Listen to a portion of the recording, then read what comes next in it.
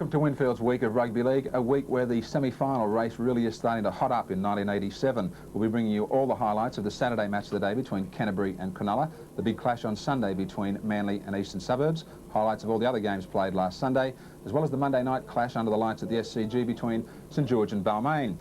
But right now, let's go back to the Endeavour field last Saturday, Canterbury lining up against Cronulla, and the Bulldogs were out to win their second game in just 6 days. The kick-off. And now we're going to see first touch of the afternoon go Cronulla's way, and that's Diamond who gets it back towards the quarter line. Cronulla defending that northern end of the ground in the first half, docking, and now we're seeing Cronulla trying to run it out from their own quarter line through Speechley. He's taken there by Peter Mortimer, just outside the quarter line. David Hatchett, dummy half. Can he get the pass away? That's Gregory. He slipped, can't get it away to Frico on the wing, just outside the quarter line. Few metres in from the touchline over on that Leagues Club side of the ground as Michael Porter runs it up. Fourth tackle against Cronulla. Speechley's in a dummy half. Is he going to kick for touch? He is. Touch has been found. And so the first scrum of the afternoon will go down midway, half and quarter line, inside Cronulla's territory and 10 metres in from the touch line.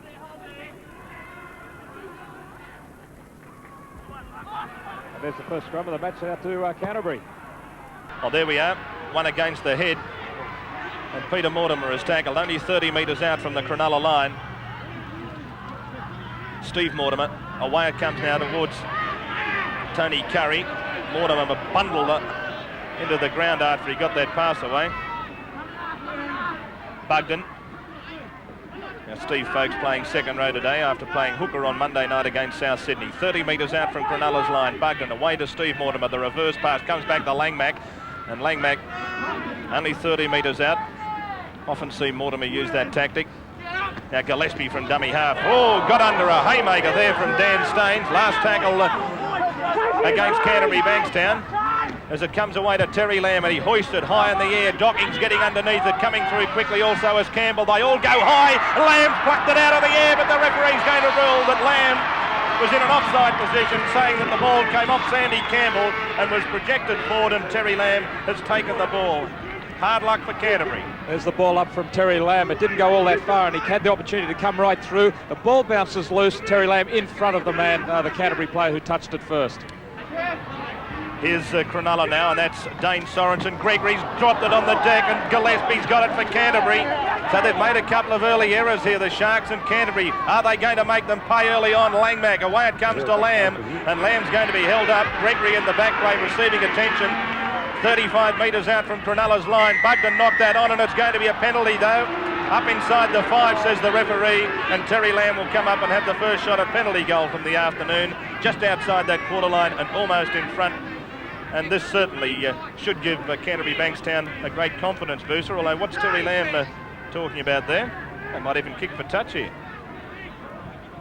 Dan Staines moving up very quickly in defence there, and he looks pretty keen. He was let that haymaker go a few moments ago. Canterbury keeping the attack and keeping the movement going through Tunks. Tunks is tackled. He's only 10 metres out from that Cronulla line. Bugden's in a dummy half. Away it goes to Kelly. Kelly slips it away. Steve Mortimer, the long pass. Terry Lamb. Lamb, look at that beautiful tackle though from Speechley. Steve Mortimer again from dummy half, looking for the runner. He finds Hagan. And Hagan's going to be chopped out. He's only about 12 or 13 metres out though from that Cronulla line. Bugden from dummy half. Now that's Gillespie. And Gillespie, he's well known as a defender, but he's not a bad attacker either as the ball comes away from Folkes. Now it's Lamb. Lamb there, swung into the ground. Fourth tackle. Only about 8 on 19 metres out. Now Steve Mortimer, the kick in behind the defence. Back there though, saving the day is Andrew Eddinghausen for Cronulla. The referee has ruled that he's been forced in the in-goal area, and so the line dropout will ensue. Well, this is a crucial decision from the referee. The kick certainly landing in the in the field of play as Eddinghausen was driven back into his in-goal, so he didn't take it on the full. Docking and Gillespie, a little bit of a clash after Gillespie played that. Farrer's tackled. Only about 15 or 16 metres out from that Cronulla line. Langmack, the kick. It comes off Sorensen's boot. Langmack's dived on it, and he's got possession back, I think. The referee says last tackle, though, as it's away to Steve Mortimer, and it's going to be another penalty against Cronulla inside the 5. And surely they'll kick for goal this time. Warren Ryan with the sunglasses on. But Terry Lamb coming in to try and put over his 46th goal of the season. and give Canterbury Bankstown the lead. They've only won 2 games of 8 away this year, Canterbury. Not a good record away from Belmore. As Lamb moves in, there's the kick, and he's got it. So first blood goes to Canterbury Bankstown, and the Bulldogs are leading the Sharks by 2 points to 0. Interesting that Canterbury have won only 2 of their 8 away games this year, while Cronulla have won 7 out of their 10 home games. So I suppose on stats you'd have to favour Cronulla. One gets the feeling this Canterbury side is all fired up to charge into the top 3. Yes, it looks ominous at the moment, David. That forward pack is really awesome, and it's a match. It's a grand final winning forward pack, and they've really asserted themselves in the opening standard of this game. It's interesting too that Canterbury have got 2 home games as they run home towards the semis, and Cronulla only have the 1, but Cronulla do have a bye up their sleeve. Andrew Farrer running it out as there's the first round result when Canterbury defeated Cronulla at Belmore, 26 points to 10. Now Canterbury running it from their own line. Curry, oh, he couldn't get that away to Terry Lamb. That was a good tackle from Alan Wilson. He really did open up the Sharks' defence that time, and Terry Lamb could have almost been in the clear.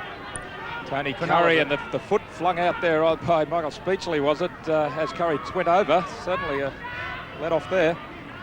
They could easily have been penalised there, Cronulla. Yes, I think they were very lucky there. Michael Speechley did trip him, and should have subsequently been penalised. Docking with the ball, just inside the Canterbury's territory. Good tackle from Steve Mortimer. And this will be a penalty. Has to be.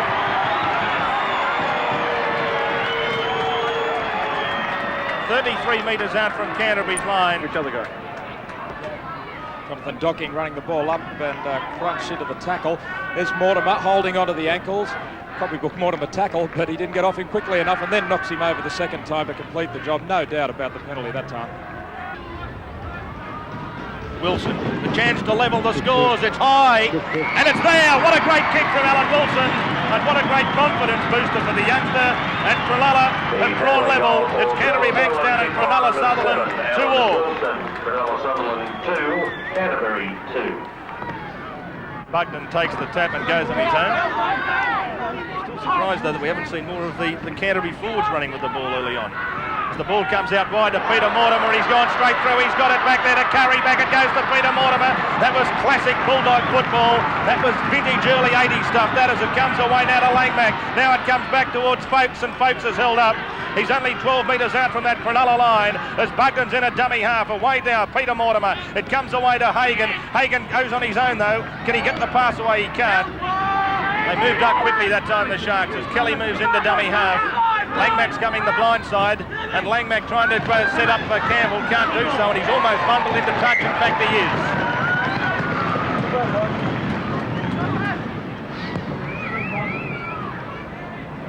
Canterbury working the blind side, and Langmack almost tried to jump through the tackles to get the arms free, and then eventually running out of room.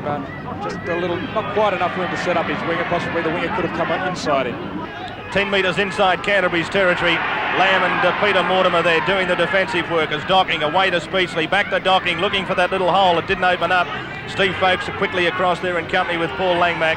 11 metres inside Canterbury's territory. Gregory, away it comes from Hatch. It goes across to Staines. He's got it away to McGaw, away to Ettinghausen. And here comes Andrew Ettinghausen. He's 22 metres out. Back it goes to Frico. And Frico's taken a magnificent cover defence by Curry. They're only 8 or 9 metres out. Ettinghausen puts the grubber kick in. It's been knocked on, well, knocked backward, says the referee, Terry Lamb. And he saved the day for Canterbury, only a few metres out from his own line. But that was marvellous football by Cronulla as they quickly gave Ettinghausen a chance. That's right, that's where they've got to play Cronulla, out wide with the speed of Andrew Ettinghausen then. Mark McGaw doing particularly well. And now Canterbury spinning the ball quickly across the back line and gaining some good territory. Peter Mortimer to play it just outside the quarter line. It seems that again we're seeing this Canterbury back line change around a little bit.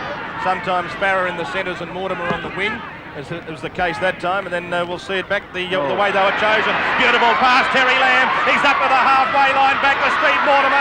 Stevie Mortimer racing for the line. This is the old Stevie Mortimer, and Stevie Mortimer's in under the post. Try to Canterbury. The little man might have thought when he got the ball that he didn't have the legs, but he looked around, and the only men in support were his own teammates, David Gillespie and Terry Lamb.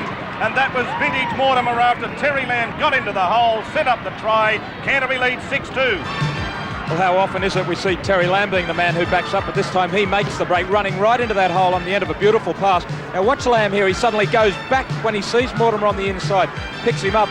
I don't think Steve Mortimer's had to run this far for a little while. He has the pace over that first 30 metres, but certainly enough pace there. And look, all around him, Canterbury support. 3 players alongside him, all wearing the blue and white. There's the long pass from Langmack, beautiful cutout pass. Lamb hitting the gap, that's the secret, you must hit the gap and depend on the player to get the pass to you.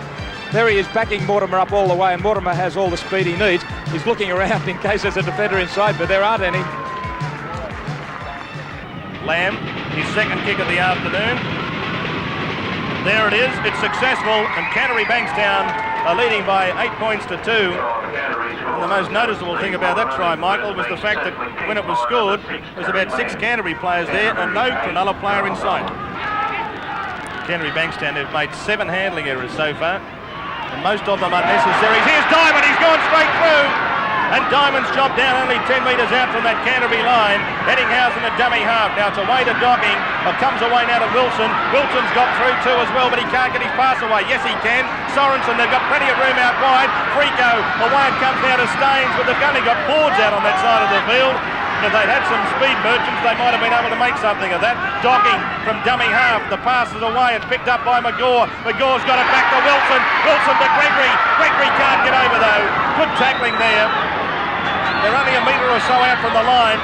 As Docking's got it away now to Hatch. Hatch is going to put the grubber kick in. It's come off Terry Lamb. Langmack's dived on it, and they've finished up with possession, Canterbury. And they're pretty lucky, and they can thank Tony Curry for that great try-saving tackle right on the line.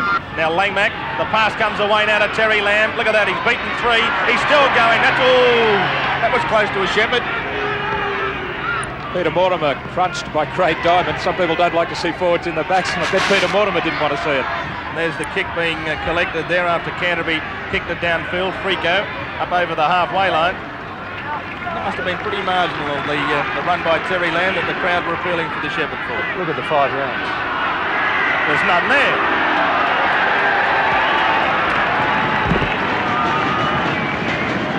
It wasn't just one player up inside the 5, it was the stack of them. So here's Wilson to make it 2 out of 2. Bring this margin back to just 4 points. There's Alan Wilson. He struck it pretty well. It's a pretty good kick. It's as straight as a die. 2 more points to Cronulla. And so Canterbury Bankstown are leading Cronulla Sutherland by 8 points to 4.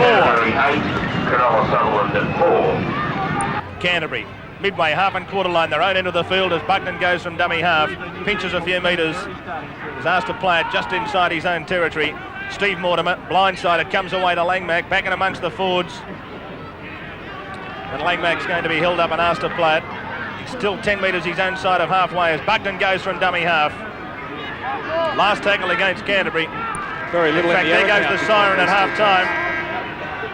And Steve Mortimer will just kick that across the touchline, which he does. And the referee blows half-time. So here at the Endeavour field at half-time, Canterbury Bankstown are leading Cronulla Sutherland by 8 points to 4. So there's the restart for the second half. And Canterbury Bankstown are running it back towards their own quarter line. Canterbury leading Cronulla Sutherland at half-time by 8 points to 4. Let's go down to the sideline and find out what actually happened at half-time. Here's Warren Bolden. Well, no replacements on either side, David, and the message from the Cronulla dressing room, Jack Gibson wants more discipline in the Cronulla performance. What he particularly wants is them to set up the plays better, to get to positions on the field, to put the moves on, and then only pass to a player in a better position. There wasn't much information coming from the Canterbury dressing room. In fact, Phil Gould wasn't inside either, so pretty quiet from the Canterbury dressing room. I sincerely hope Warren didn't order him out of the room this week. That's right, I believe he's the chaos agent. Yeah. Welcome to the Rugby League Get Smart show. It's Craig Diamond's tackle, 10 metres out from the quarter line. Wilson comes away now towards Coleman. Coleman was jolted with that tackle from Kelly. Was chest high though, the crowd appealing saying it was a bit higher than that, but there's no doubt that it was chest high. Docking's found touch.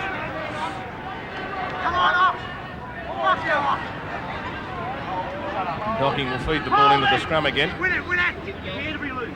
Of course, Jonathan Docking spent nearly all of his junior football days playing as a halfback. So it's probably the major reason why he's been feeding the scrums this afternoon. And very much involved up in the line. Speechley, he's got that pass away, and that should be a penalty. And gee, Andrew Eddinghausen, I thought was held then. Yeah, I think the referee heard there.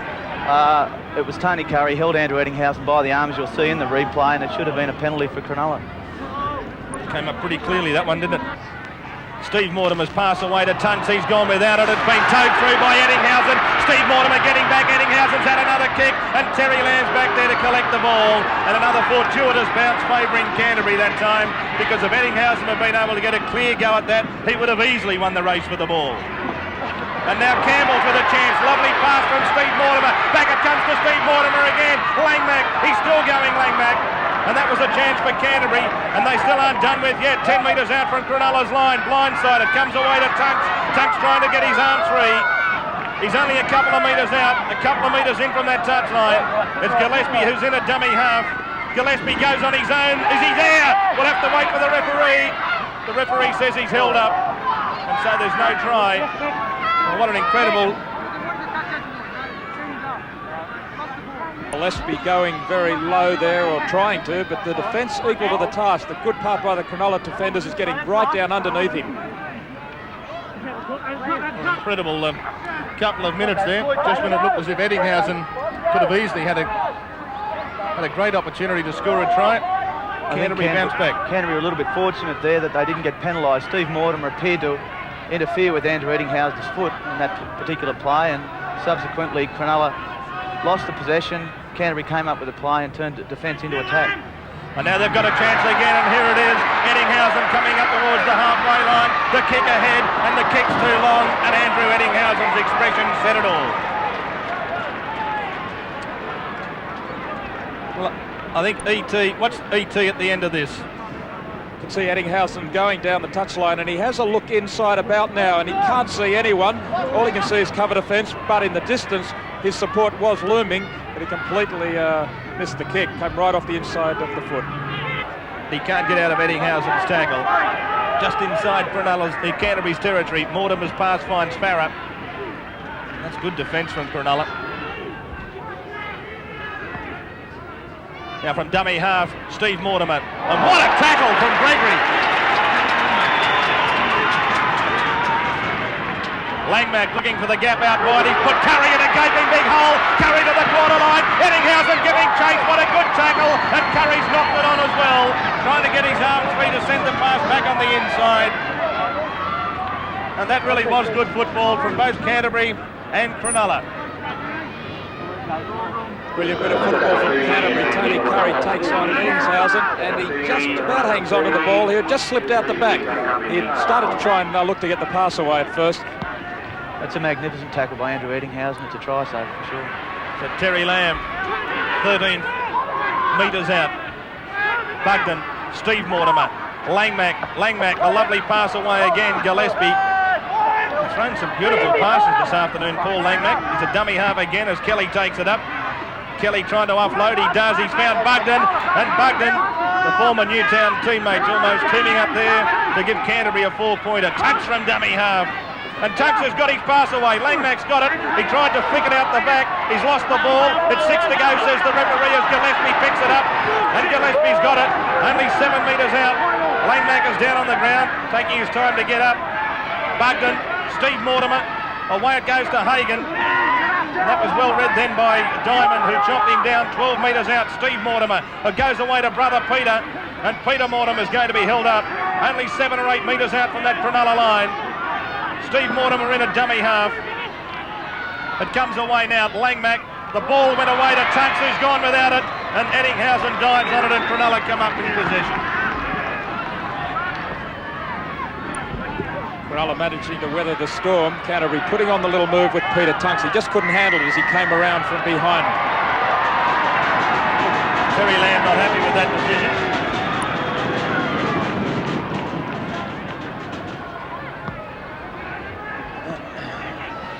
So here you see it. Terry Lamb coming in, pinching the ball, and referee Mick Stone says, sorry, penalty. It's funny how something can come out of nothing. A moment ago there we saw Canterbury in a bit of scrambly football where they were knocking the ball backwards, and all of a sudden the Cronulla hand touched it and 6 more tackles gave them the chance to put on the pressure. It's often tight games like this that are decided in the end by such a minor incident such as that. Porter. Surprisingly, Canterbury have made a few more handling errors than Cronulla, but I guess because they've had the ball more often, Michael, that's easily explained. That's right. Cronulla have done nothing but tackle for the last 10 or 15 minutes. They're looking very weary. They've got to get the ball outside of this territory. They've got to kick it deep and follow through and pin Canterbury down in their own 25. Speechley's done the kick. It's down towards the quarter line. Coming across is Hagan. He's going to link up with Farrah. He doesn't need him. Eddinghausen wasn't going to allow him anyway. Good defence from Eddinghausen. 30 metres out from Canterbury's line. Steve Mortimer. Good defence again. Speechley involved very much again. 30 metres out from their own line. The Bulldogs play it. Peter Mortimer has the ball as he comes across and then comes into that good defence of Gregory and Staines. Now Terry Lamb trying to send it back the other side. The referee said play on. The crowd were appealing for a Shepherd, and Gillespie is pushed into the ground by some more good Cronulla defence. They've had to do a lot of tackling, but they've done it pretty well. There's only been the one try in the match so far. As Lamb's kicks a beauty down towards the goal line. Docking having to go all the way back, almost into the in goal. He does actually. And look at all the chasers up there. Canterbury have got a lot of people up there. They've had 6 or 7 chasers up there. Coleman, away it comes to Frico. And this is the style of football that Canterbury have made their trademark in the last 5 years or so. Just play it down in the opposition's quarter line area. That's exactly wait for the opposition to make. That's exactly what they're doing. They've got them in the corner, and they're certainly not going to let them out. They're grinding them into the dust by these kicks from Terry Lamb and also Peter Tunks. And now Terry Lamb's pinched the ball again, and this time the referee says play on. Steve Mortimer will pick up that loose pass. Speechley's up there. He's away from Speechley. Can he get away from Staines? No. And then Diamond and Wilson came in and finished the little man off as well. Sort of relentless pressure that Canterbury mount. So often it's just a simple little error that the opposition make. And Canterbury normally make the opposition pay when they make errors. Beautiful pass from Tunks. Look at Hagan in space. He's got support. Langmack. Langmack's got it away. And Curry will score. What a good piece of football from Canterbury. And Canterbury are now leading by 12 points to 4. Tony Curry the try scorer. And that was some really good, classy football. Superb football from Canterbury. Great passing, hitting it on the edge of the ruck. Watch the pass from Peter Tunks. He slips away, having sucked 2 defenders in. Hagan streaking down the centre of the field. Looks inside for support. There's Langmack. He gets a good pass away to Curry, backing up the key. Canterbury, we just said they've been grinding the opposition into the dust, waiting for that opportunity, and here it was. Peter Tunks pulls 2 in. The defender committed, pulled away from Hagan, leaving the gap. Hagan takes on the fullback and gets the pass away. Every time there was a defender there was another man in support to give the pass to. Lamb moves in, there's the kick, it's successful. 2 more points to Canterbury Bankstown, and Canterbury are leading by 14 points to 4. Cronulla, of course, will be desperate not to allow the same mistakes and the same thing to happen here this afternoon. As Staines goes straight and hard, good run from Staines. He's 20 metres out from this Canterbury line, docking a dummy half. On it comes now from Wilson, away now, out wide it comes to McGaw, and that's good defence just outside that quarter line. The ball's played quickly, Eddinghausen, Speechley, the flick pass back on the intercept now is Langmack. Langmack coming up to the halfway line, chopped down in good cover defence by Wilson. It isn't Langmack having a whale of a game. Now Lamb decides, because there's nobody at home, he's going to chip and chase. Now Docking's getting back quickly. He'll get to the ball first, just in front of Terry Lamb. Good thinking from Lamb. And isn't this an incredible game of football? 1 minute, Cronulla are mounting an attack just when it looked as if they had a slight overlap. Langmack intercepts. 2 tackles later, they've got the ball 2 metres out from their own line. Canterbury leading 14-4. They've had, they often say, Michael, that you require a little bit of luck. Well, they've had it all this afternoon, the Bulldogs. I guess so, but you do make your own luck, and in that instance it was a very intelligent play by Terry Lamb, who picked at the fullback, was out of position and came up with a 50-yard gain for Canterbury. So Cronulla have the ball, last tackle, and still 12 metres out from their own line. They elect to put the kick up. Coming down with McGaw getting it, and the referee is going to penalise McGaw for being in front of the kicker. Mark McGaw doesn't like it. No, I think that was probably a correct ruling though from Mick Stone. It's not a difficult kick. He's got a slight breeze at his back. So Lamb moves in. There's the kick from Lamb. It's straight. It's 2 points. Canterbury Bankstown has stretched that lead now to 12 points. They lead Cronulla by 16 points to 4. Langmack gets to his feet, plays at Curry. Away it comes to Kelly. And Kelly's held up 12 metres still inside Canterbury's territory. Canterbury leading by 16 points to 4. Bugden. It's with Mortimer. He throws the long pass away to Farah, who's in space. He's up to the halfway. Back it goes to Peter Mortimer. Peter Mortimer still going. He's got some help. He's got Folks there in support, and Folks is tackled just outside the quarter line. Bugden, away it comes to Steve Mortimer. Away now to Peter Tunks. Tunks can't get a pass away. Not that he had much support on this side of the field. Last tackle, Gillespie. Mortimer, away it comes now to Land, the long pass away to Peter Mortimer, now it's to Langmack, it goes to Curry, Curry going to the corner, Curry's got his pass away, and Campbell's in! What a good try! No try. No try. He's ruled it no try. The corner post must have been taken out as Campbell went in. Tony Curry set sail for the line. He has Campbell on the inside. He just holds up the defence with a step in to pull them back. The good tackle from Jonathan Docking, and there it is, crucial. Did he hit the corner post before he got the ball down? Well, very difficult to say. The replay clearly showed that he dropped the ball. He never got it down. And now Gregory's dropped the ball just when Cronulla looked as if they had a chance. The referee said it's a knockback. Now the referee is going to penalise Canterbury for talking.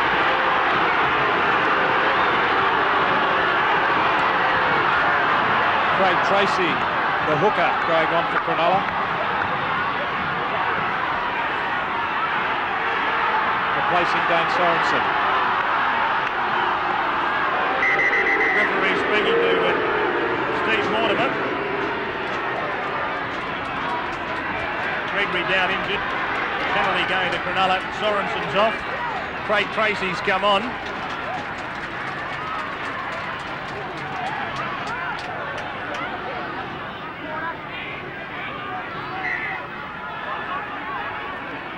Well, Cronulla can thank Andrew Eddinghausen for another try-saving tackle there that he did on Andrew Farah, and then after doing that he was able to come across the field and cover for that near other try in the other corner. He's covering a tremendous amount of ground. Andrew Eddinghausen. Well, can Cronulla pull this out of the fire?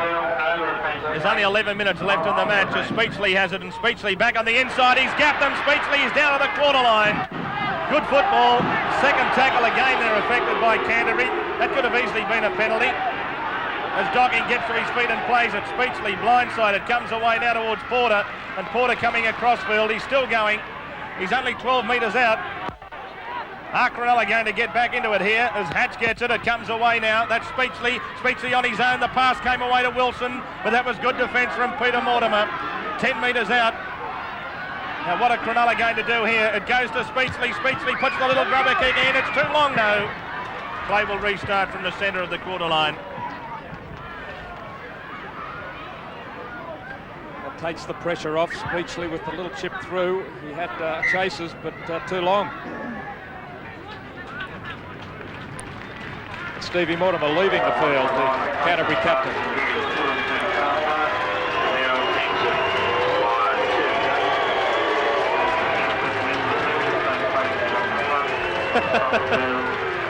Well, some of the crowd don't like it, some of them do, but look at Canterbury, they're not finished with yet. Look at that brilliant handling from Terry Lamb, and he sees the little gap ahead, he kicks it ahead. McGaw versus Curry, Curry and McGaw. I think the McGaw got pushed out of the road, but he still got there first. And what a great piece of football that was. A little bit of Terry Lamb magic. Look at the handling, and then the magnificent kick. That was genius. Unbelievable pace by Tony Curry to match it with Mark McGaw, the speedster. and Magore just getting there in front of him despite the push from Curry. You've really got to hand it to the Cronulla centres, Eddinghausen and Magore. They've done a tremendous amount of covering. I think Eddinghausen's come up with something like 13 tackles. All of them have been critical. Mark Magore likewise. But the game well and truly over now. Well, there's only seconds left in the match. Canterbury with the ball as Tunks trying to get the pass away. He got it away. That's Langmack who's found Hagan in support. He's going to be held up just outside that quarter line. Come on. And now they've lost the ball. Canterbury and Cronulla are going to come up and play the ball for what could be one of the last play the balls of the game.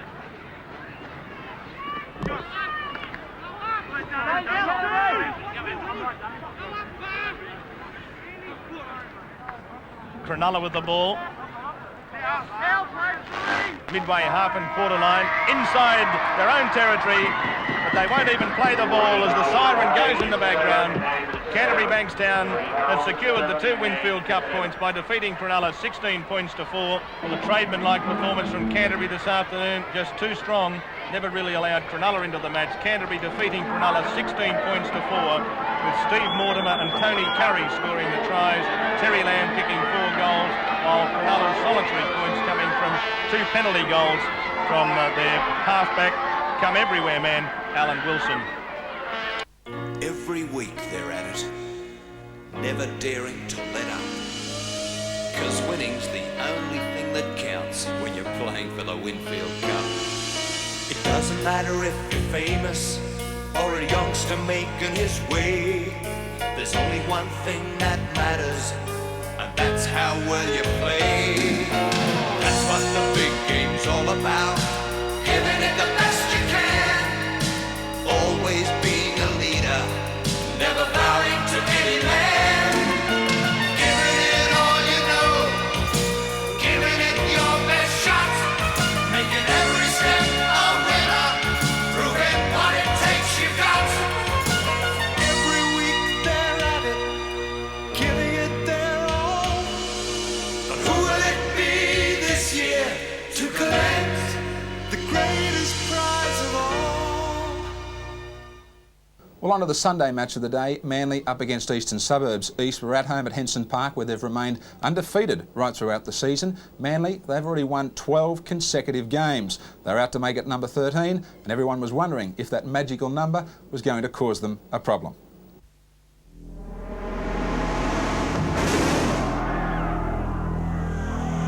The State Bank Big Game presents the Winfield Cup.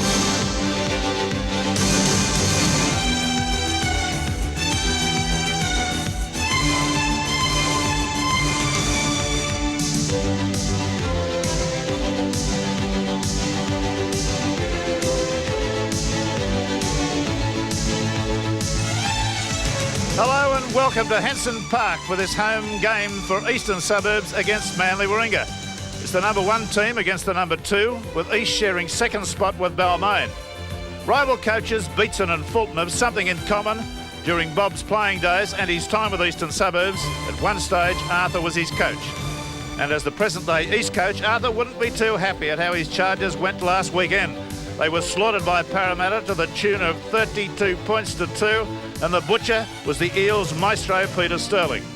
Bob Fulton, on the other hand, must be delighted at how the Seagulls are performing, and last weekend they notched up their 12th straight victory. This time the victims were Cronulla. There was only 8 points the difference when East and Manly met on the 25th of April in round 9 at Brookvale Oval, and prior to that game East were ahead of Manly on the premiership table by 12 points to 9. But that win to Manly over Eastern Suburbs started them on their unbeaten run, and today they'll be aiming for their 13th straight victory. Arthur Beatson's team for today is Worth, Morris, Smith, Melrose, Prome playing in 17, Hall, Spina, Truella, Peter Johnson in 26, McGahn, Rampling, Simpkins and Shepherd. Bob Fulton has named this lineup today: Shearer, Ronson, O'Connor, Williams, Davis, Lyons, Hasler, Vorton, Cleal, Gibbs, Ward, Charlie Haggart in 25 at hooker and Daly at prop. Manly are ahead of Eastern Suburbs by 6 points, and with only 4 weeks remaining before the semis, Manly's run home is looking good. They play Canberra, Illawarra, Norths and Balmain. while East's opponents are Canterbury, South, Cronulla and Canberra. The man in charge for today's clash between East and Manly is Graham Annesley.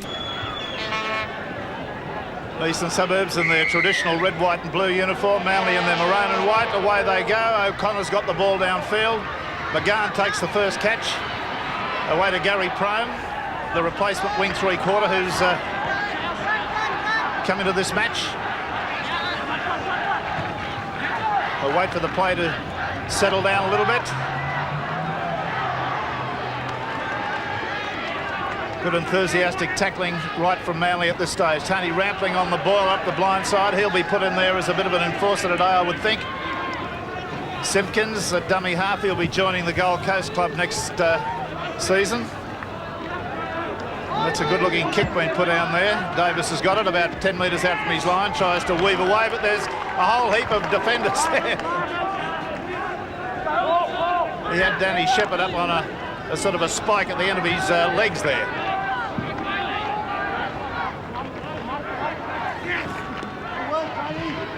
Phil Daly trying to burst his way. They're only about 15 metres out from their line now. Haggart at dummy half, that's the position he'll occupy most of the time. There's a very dangerous pass being thrown right out there to the wing three-quarter. It was begging to be intercepted. Ron Gibbs mishandles the first ball that's passed to him. Wasn't a good pass, but now Eastern Suburbs in possession. Moving it out there to Spina. Spina away to Truella. A long cut-out pass out to Dave Smith, and he's decked about 15 metres out. Brendan Hall, Truella playing it lock forward in this match. He's been hooker for most of the season. Gary Worth, Rampling, belting the ball up towards the Manly line. They're only about 3 metres out now. Spina, Brendan Hall puts it down. Manly back in possession. Good quick reflexes there.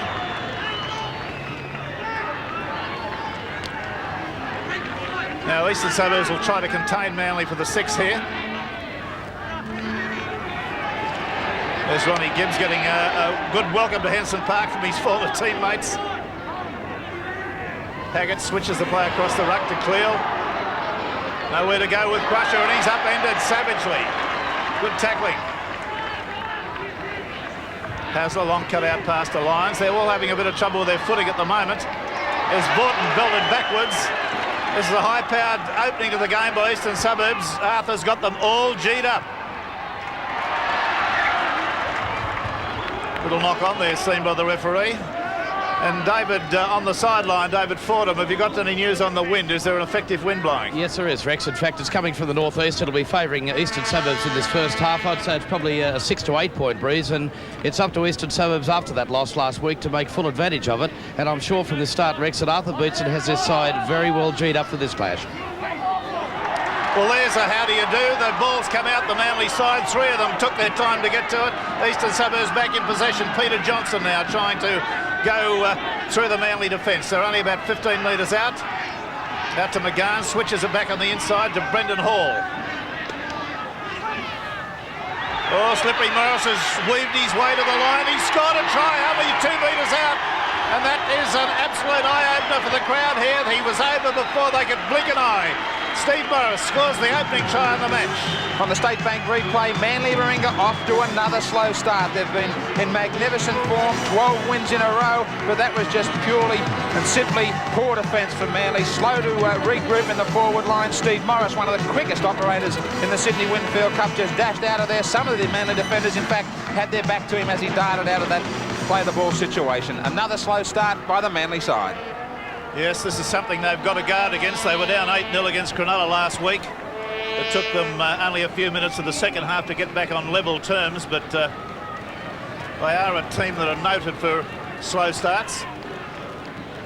Now Smith will attempt this conversion from directly in front.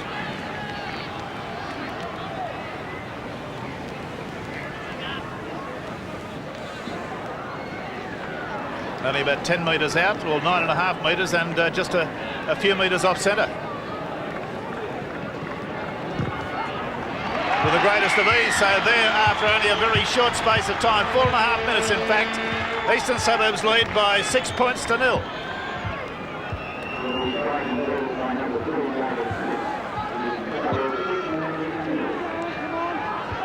now Manly come back again with Michael O'Connor to get the ball away. It's the same procedure as last time. McGahn takes it, gets it away to Gary Prone. That's exactly the way the kickoff went, out to the quarter line. Yes, and Eastern Suburbs turned up with some marvellous football in the reserve grade. They won the under-23s 14-6. In the reserve grade, Eastern Suburbs 21, Manly 0. And believe me, that's an eye-opener because Manly have been in marvellous form in reserve grade. Simpkins gets a pass away to McGahn. Spina. And he's Shepherd just about 3 metres out beyond his quarter line. McGahn takes it up the middle of the ruck. Meets some pretty heavy defence. He's 10 metres from the half, well, he's 10 metres out from his quarter. Simpkins. Melrose gets the kick in. It's a magnificent kick from Tony Melrose, so they've got the pressure well and truly on this Manly Warringah side. And that replay just underlines the importance of a good kicking game for Eastern Suburbs if they want to upset this Manly Warringah winning sequence. Tony Melrose, the man, all day long will be trying to kick away from Dale Shearer. His first kick was out towards the sideline, so was that one. They've just got to kick away from Dale Shearer and give him no opportunities to run with that ball. Get it back, Charlie! Well, I contest for this particular ball, but it's gone out the left, and Spina had to go 7 or 8 yards away to the side of the scrum to get it. McGahn onto Gary Worth. Worth a couple of metres out from the quarter line. Brendan Hall. Johnson. He's got a bit of ball skill, this fella. He'll be a useful player on the side today. Truella. He's a very nuggety player, very quick off the mark. Melrose. Well, that was a left foot attempt at a field goal that didn't get more than 3 or 4 feet off the ground. Just trying to stretch that lead by the extra point, make it more than the converted try. Plenty of pressure on Manly here. One man that's going to have to come up with a big game today is Noel Cleal. He was rather quiet last weekend, but look for a big game from Cleal as he heads down the Blythe side. Here's Daly coming hard, and he gets a serve, believe me, 2 lashing tackles straight across the chest, both legitimate. Paget, Hasler, Lyons. As the ball lost in the tackle, no suggestion it was stolen. Just a very ordinary start from Manly in this game. Unable to sustain any pressure or sustain possession of the football. Well, that's one against the feed, I think. Hasler's got it. Had to fall on it at the base of the scrum. Vaughton. Williams gets halfway around his man.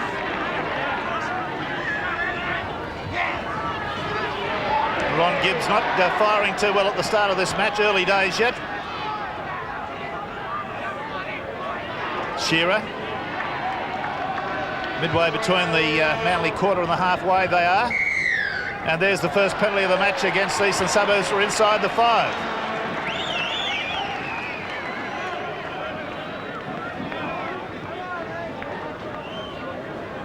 Dale Shearer will take the kick right from the middle of the field. He'll be lucky if he gets the halfway line. Well, it's a towering punt, and he's gone 9 metres past. That's a good kick.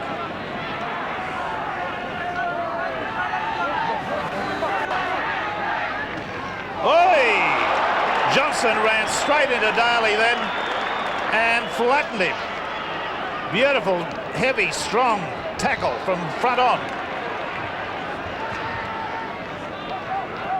Haggett to Shearer. He gets 10 metres beyond the halfway line. Haggett, Hasler, Lyons, little kick over the top.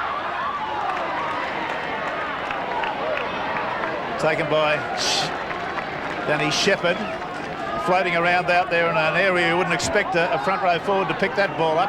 Melrose. He's busted the Vaughton tackle. He's still going, got another 10 or 12 metres. That's a good run from Melrose. He's pumped up for a big one today too. Truella. Brendan Hall. About 7 metres from the halfway line. Rampling. Simpkins. Evades the tackle of Gibbs. Rampling, McGahn, Spina goes for the kick through. It's rolling free towards the Manly line. Dale Shearer grabs it and gets into the field of play by a metre. Davis was a bit slow to support him there. Go back with him. And the good kicking game continued by Eastern Suburbs, kicking away from Dale Shearer, making him having to travel a long distance to get to the ball, allowing those chasers plenty of time to get down there and catch him right near the try line. Well, Danny Shepherd's got the answer to Crusher Cleal. He just takes him, stands there, takes him head on and upends him. Gibbs. Seemed to cop that one a little bit high. Referee was in attendance. He was quite happy with it.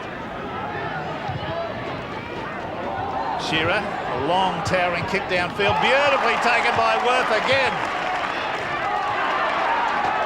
Evaded the first tackle. Right on the halfway line. Morris, Spina. Melrose dummying. Stands in the tackle, gets it back to Gary Prome. Prome stands in the tackle to Brendan Hall.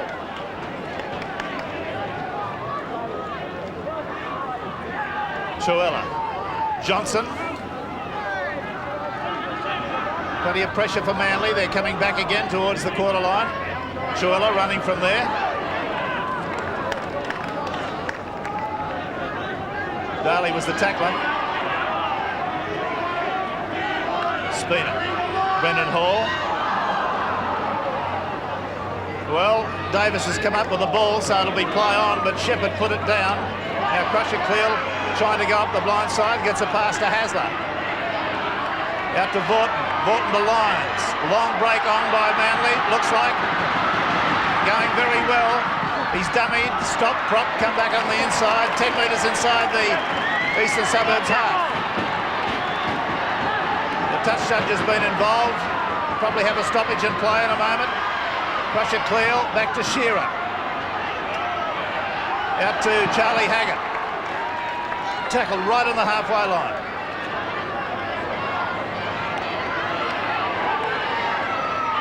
Haggett trying to light step his way through there in the middle of the ruck. Crusher Cleal goes for a burst up the front. He's made a good break, gets it to Haggett, Haggett gets it there to Hasler. Hasler gets a pass away, which is intercepted by Chuella, and he's only about 4 metres out from his line. And now the touch judge comes in.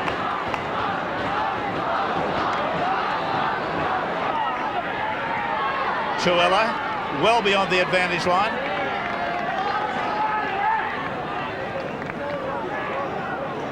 Johnson.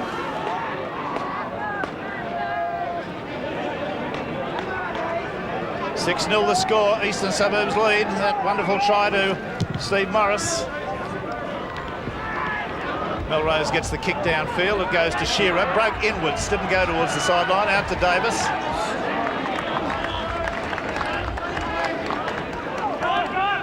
Shearer. Way to Williams. Charlie Haggett sprints into dummy half. Out to Hasler. Lyons.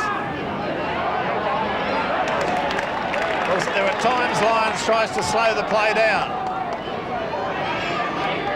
Well, there's Gibbs, lost the football, out to Rampling, Rampling away to Hugh McGann, steps on 1 foot, went back into the defence. They're still about 30 metres out from Manly's line. Rampling, Spina. Well tackled by Ward. Gibbs is receiving attention in back play. Johnson. Hasler takes him shoulder high. Melrose, the dummy. That pass looked forward, but it's gone to Spina. Yes, David, you got a report on Gibbs? Gibbs hasn't moved, Rex. A very solid tackle, which has been the trademark. Here they go again, Eastern Suburbs on the move. No, there's no try there. The touch judge stayed the field side of the corner flag. Evidently, he'd put a foot in a touch, see it again. And Graham Annesley also ruling that the ball was lost forward by Stevie Morris as he crashed for the line. Good ruling from both Annesley and the touch judge yet again. So back to the quarter line now for Manly to come up with the ball. Lyons. Way to Haggett. Charlie doesn't want to get caught in the situation of being one off the ruck too often. Out to Vorton, slips and falls, gets a pass to Cleal. It came off his leg, that one.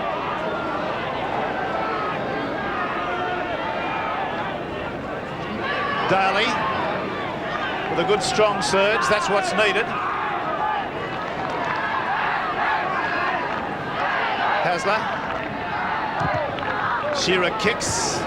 It'll go into the end goal area. It might go dead. It will go dead. So it'll be a restart from the quarter line by Eastern Suburbs.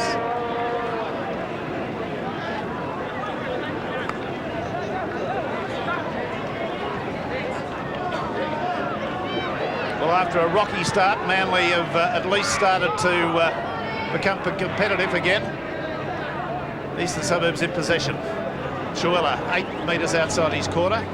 Spina runs into Ward there.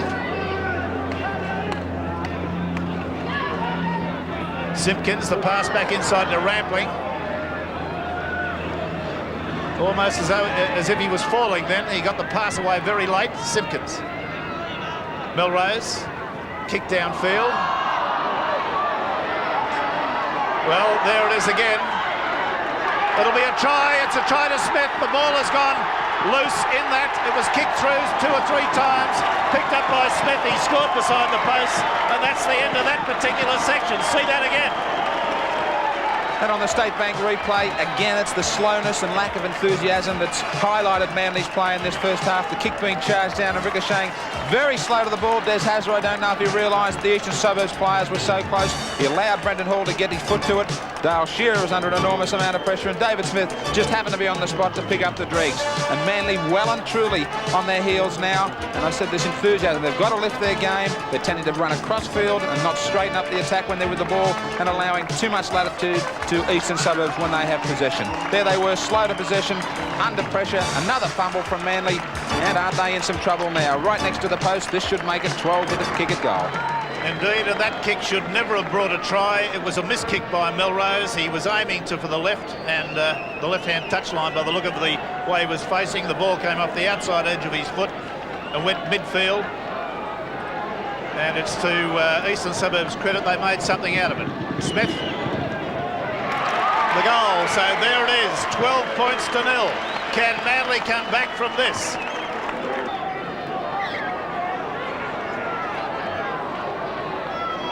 Well, the kick-off now is gone, and it's a repeat of the previous 3 kick-offs, or 2 kick-offs, to McGahn, then to Prome.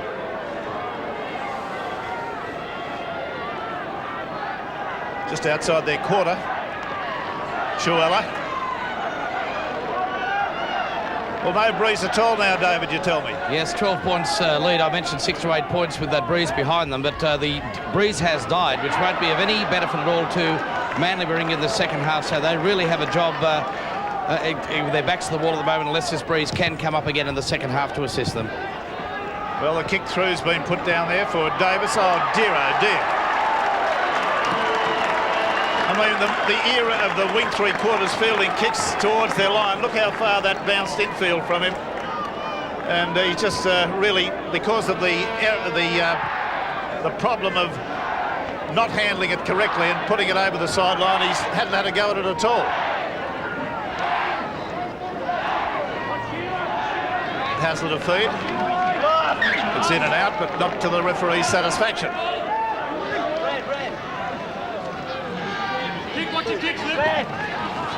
It's run against the feed. Out to Worth, who's standing as a 5'8".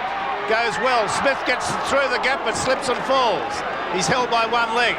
There's a long overlap over here. Brendan Hall going like a train for the line. He's only 2 metres out.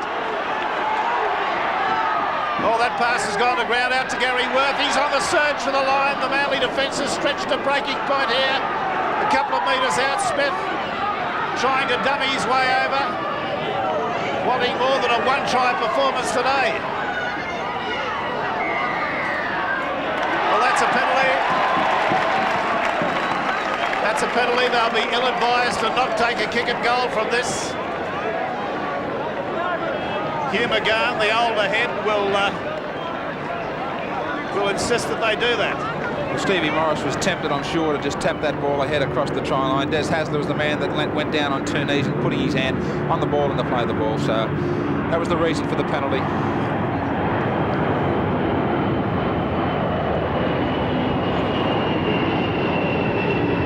And a big British Airways jet goes thundering over. Any lower and we'd be aboard. Seems to be the flight path today.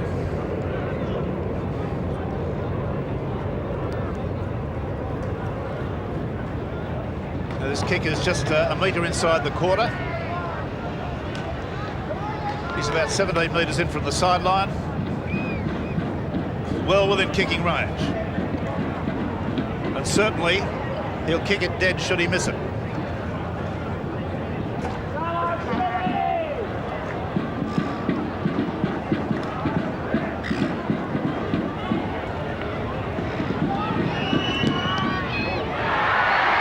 It's there. Eastern Suburbs now 14, Manly Warringah 0. Lyons, Williams.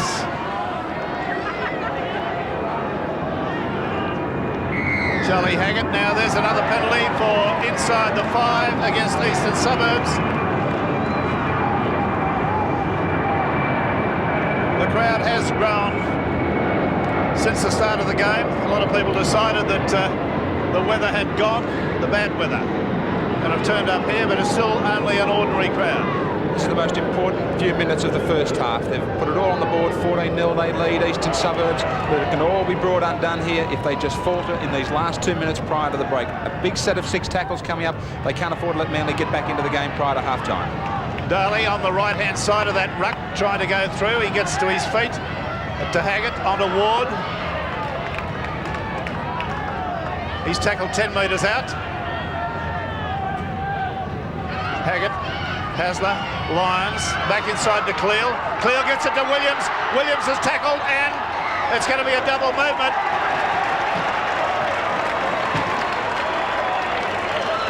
Well, it was Noel Cleal out wide. He caused the problems. He got inside the defence. Darryl Williams backed up smartly, rolling over, and he had it on his mind. He was hesitating, and he gave himself up to the referee. So, opportunity comes and opportunity goes. That was the moment for Manly with 1.5 minutes to half-time. Well, there's a good line kick. From only about 4 metres in from the sideline, very near their line, he's taken play out to within 11 metres of the halfway line. On to Rampling. Good tackle by Phil Daly, getting a pat in the back from Cleal. That didn't do Rampling any good. Truellen.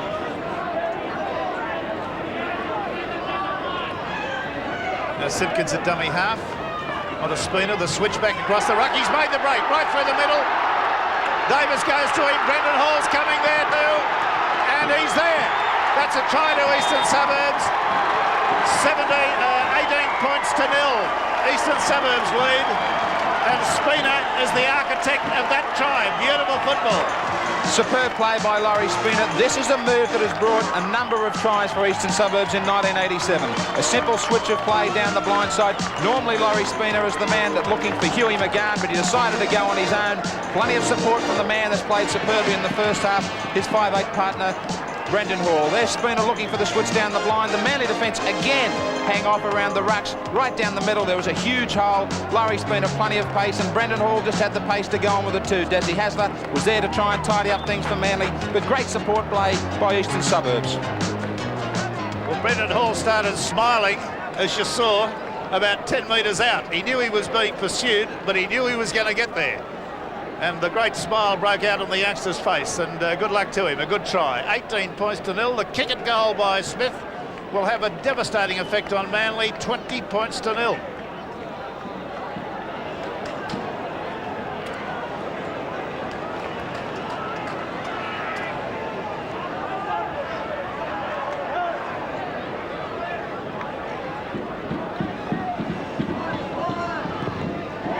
It is 20 points to 0 with the half-time break involved. So let's go through the tries for Eastern Suburbs. They've scored 3.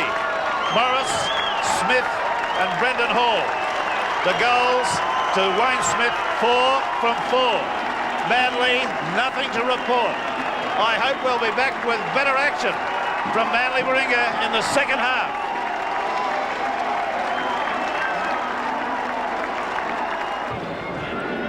Well, the Warriors are back on the field again. 20 points to nil. Eastern Suburbs leading Manly. It's almost unbelievable. The turnaround in form from last week when Eastern Suburbs were thrashed by Parramatta. Now then, David, there's a one change and you've got it. Yes, Stuart Davis, as we mentioned before the break, has been suffering with that back injury. He has been replaced for the second half by Big Chris Close, who'll be wearing number 16. The news from the Eastern Suburbs dressing room, Rex, is that the east side mustered together today and they've backed themselves at the odds of 3-1 and certainly like playing like players who have backed themselves. Right, well, the kickoff's taken place. The ball's gone to Ronson. And he gets out to the quarter line. That's not a bad run from the winger. Chris Close takes over close to the ruck. What position is he playing in? Has he actually taken Davis's place? I'd say that Close will be going onto the wing. Well, Charlie Haggett there is running from dummy half, but he doesn't seem to have the confidence of the runners. Nobody came. Ward to Shearer, gets a wobbly old kick downfield. It's going to go over the sideline, but it was a pretty ordinary looking kick, let me tell you. Off the side of the boot, but the first touch of luck for Manly in the game so far. They really do have to turn it around. I'm not going to wipe them off in this second half, even regardless of the fact that it's 20-0. They do need to be the next scorers on the field. Their enthusiasm was the one thing that was missing in that first half, and they've got to try and turn that around. Chris Close has moved to the centre position, and Darryl Williams onto the wing. Well, Eastern Suburbs have come up with the ball. Worth playing as a 5'8" when they put the ball in. It's not a bad tactic. Everyone shuffles out one. On a McGahn up the blind side of the ruck again. He's put down by Vaughton. Melrose at dummy half. The big swivel to give the pass back to the blind side. Dangerous. Those sort of passes are dying to be intercepted. Truella. Shearer stands in the tackle out to Rampling. Rampling gets a long one away to Spina. Spina uses his acceleration. Cleel gets to him. Hall. Melrose, a long kick downfield.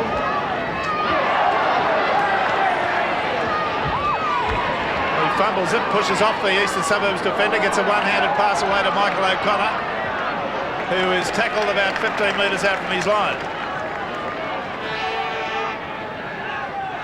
Williams away to Shearer. Shearer just a couple of metres his own side of the quarter. Daly pushing people out of the way to get into the first man to receive it. He comes up to within a metre of the quarter. There's Ward. Well, he's very strong burst, gets a pass back on the inside. I think it's gone to ground, and Eastern Suburbs have got it. That's not what's called for. He'd done his job by making the 15 or so metres. Offloading at the end of it was perilous. This is the fellow that's impressed me today, Danny Shepherd. Very strong, standing in tackles, getting the ball away beautifully. I think Arthur Beetson had something to do with him. That was Arthur's forte. Only 15 metres out from the Manly line. On to Simpkins. McGahn calling the shots at dummy half. Spina. Brendan Hall. Back to Spina. In comes Melrose. Hey! Playing with enormous enthusiasm, Tony Melrose. Spina, dummied, the kick. Well, the ball's gone all over the place at the moment, but it's been taken by a Manly player. Shearer comes up with it and gets about 12 metres. And again, they lose it on the first tackle. That was touched in flight. If he gets to the line, 6 to go still. David Smith was the man. Rampling, long, hard pass to McGahn. There's a bit of a set to in the back. I think Williams has been doing pretty well at it, but we'll see.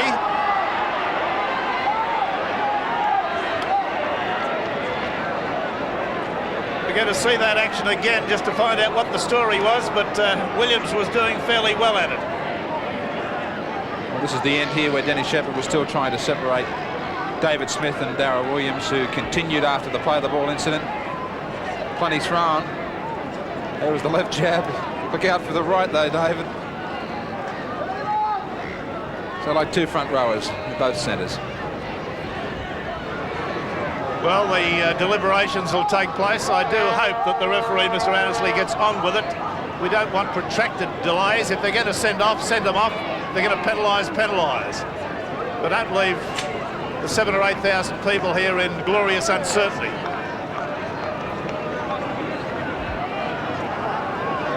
Well, nothing's happened, so what the hell do we have all the delay for?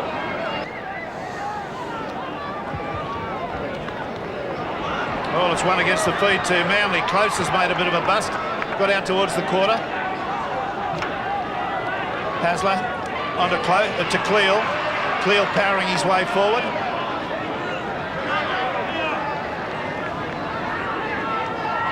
On to Shearer, trying, I think, to redeem himself for that handling error a few moments ago.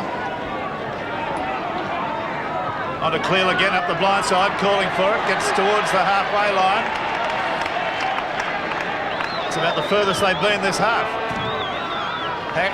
Hasler, Vorton. Beautiful pass there to Lyons. Lyons is on the break. Looking for support. Pops a pass over there to Michael O'Connor. O'Connor's weaved his way through the middle. There's beautiful stuff still going. Kicks ahead. The ball's ricocheted off an Eastern Suburbs player. And I believe Eastern Suburbs are in possession. They are.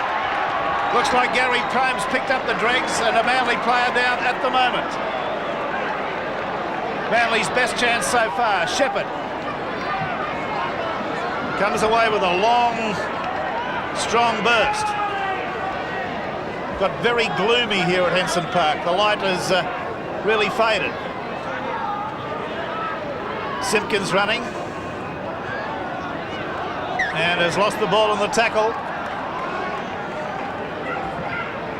So this will be a Manly feed up the southern end of the ground for the first time.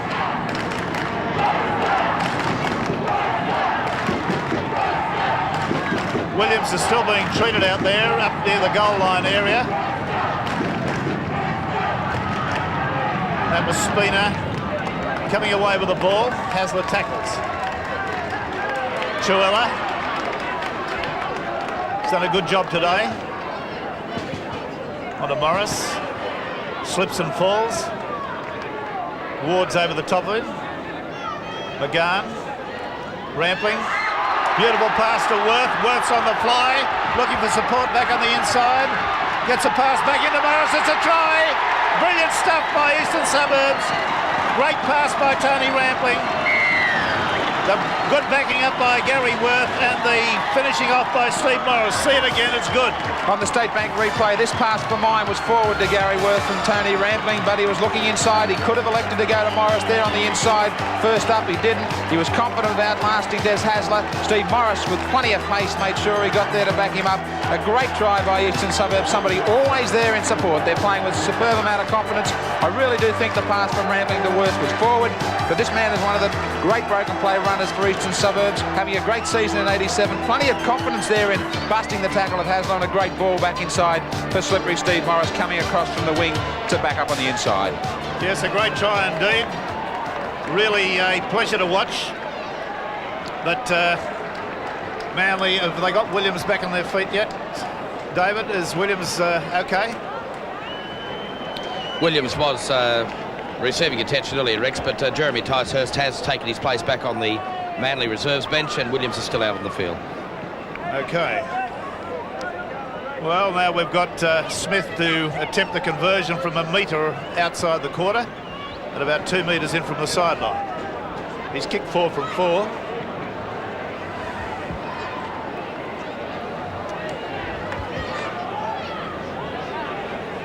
Moves in now.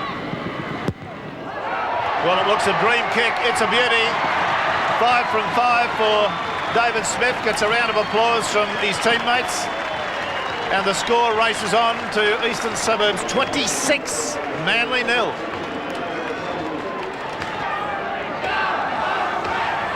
Michael O'Connor to restart. Well, McGann's knocked that on.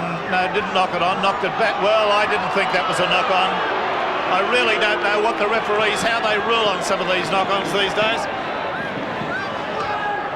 Well, Huey McGann looked up in disgust there, and well, he should. That was certainly a knockback. Incredible chase in this club championship, though, going into today's match. Manly were leading the club championship, but Eastern Suburbs running second. East today in all three grades so far has scored 61 points to just the 6 from the Sea Eagles. On to Hasler, on to Shearer. Shearer's going around the edge of the ruck, trying to chime in. Out to Vaughton. Lyons, Close is on the burst. He's busted one tackle, about 7 metres out from the line. Lyons, Vaughton, Gibbs very well decked with a good tackle there from Speeder. Hasler, Vaughton, the Lions out to clear, a little bit of try.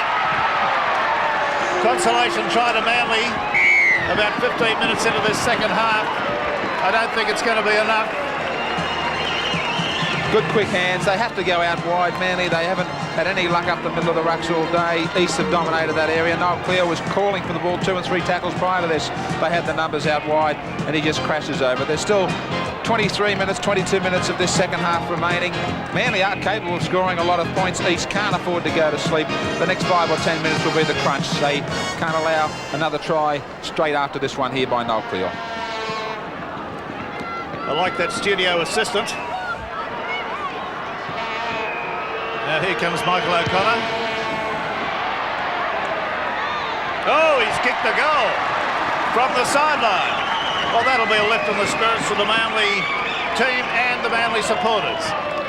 But still the score remains 26 points to 6 in Eastern Suburbs' favour.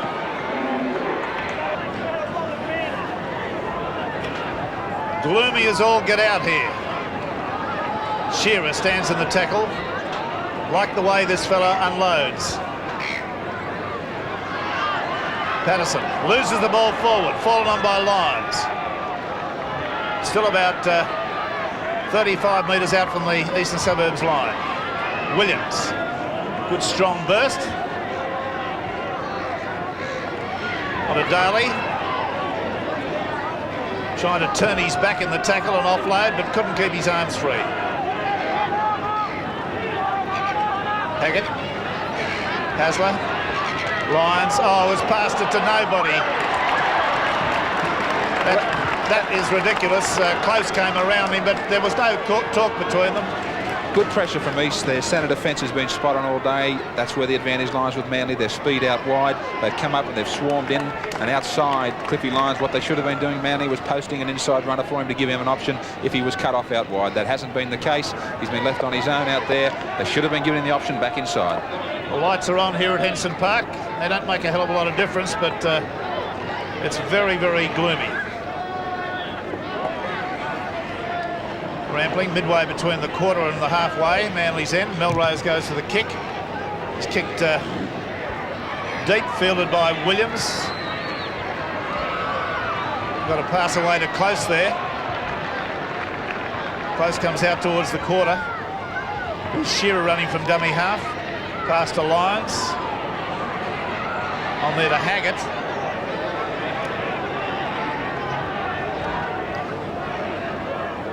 Well, Hasler, Gordon, Michael O'Connor, who's been virtually left to rot out there on the back line today, getting a touch of the ball. Phil Daly.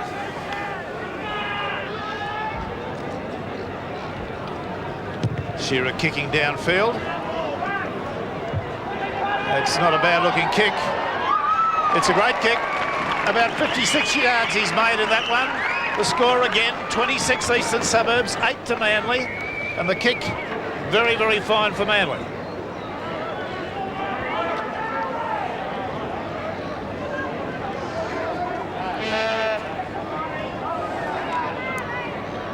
Eastern Suburbs are a tired-looking team. They've knocked up scoring tries today. 4 tries to 1.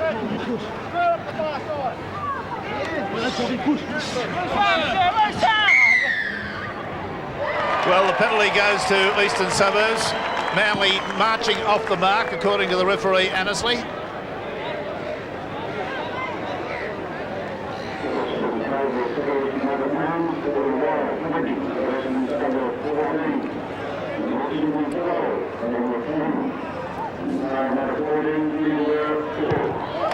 Smith takes the kick and finds touch about 10 metres outside the quarter line.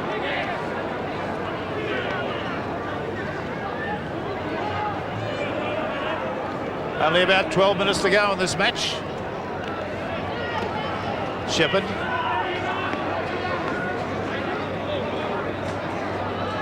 Cronulla. Patterson gets through one tackle. Good gain of about 15 metres. Brendan Hall comes away with a strong burst. Cronulla again up the blind side, makes it to the halfway, well, beyond the halfway line, 10 metres beyond it. McGann loses the ball in the tackle. Manly fall on it. Out to Vaughton, who was not knocked up trying to get Manly on the road running straight. Williams hit hard in a tackle there, goes backwards. That was Patterson. Shearer.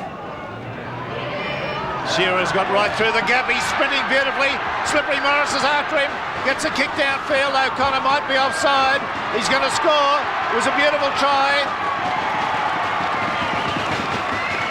Gary Worth tried desperately to pull him over the dead ball line, but O'Connor was able to get the ball down. That was good stuff, but I'm not sure O'Connor was onside. We'll see. On the State Bank replay, one of the few occasions where the Eastern Suburbs forwards have slipped away from tackles. Denny Shepherd there dangerously out with a trip there, an attempt on Shearer. But there's the one that we have to check. It was line ball with Michael O'Connor. The referee was perfectly placed, Graham Annesley, the wave play on there. And a great chip and chase kick. Manly produced a number of these right throughout the season in '87. Shearer's the danger man. They've done well today, Eastern Suburbs, though. They've kept the ball away from him. They haven't kicked straight to him. Here's the trip going out from Denny Shepherd. Now, O'Connor's the man to watch. We're not going to be able to judge on this angle, but the great chip. He heard the call from Michael O'Connor. That's great support play in the broken from O'Connor calling to kick ahead. He had plenty of pace. Worth couldn't do anything about the kick whatsoever. And Manly up with their second try. Yes, 26 points to 10 in Eastern Suburbs' favour.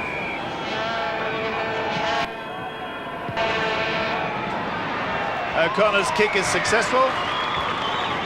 About 10 minutes to go now, directly into this match, and Manly in with some sort of a chance. It would require a rapid-fire accumulation of points for them to get home. Pocock, Shaw, onto Gibbs. Beautifully tackled again by Rampling. Here's young Shaw weaving his way, getting a pass to Hasler. Hasler out in the close to Pocock. Pocock to Shaw. Shaw weaves and goes through another tackle. He's ducked under another one. He's like lightning, this little fella. A good performer. Hasler. Long cut-out pass to Close. Close throws a hell of a long pass out there. Michael O'Connor looked to shade forward. O'Connor out there to Williams. Williams goes up the sideline and is scored in the corner. A grand effort by the entire back line there on that occasion, with Crusher Cleal throwing the longest pass in the world.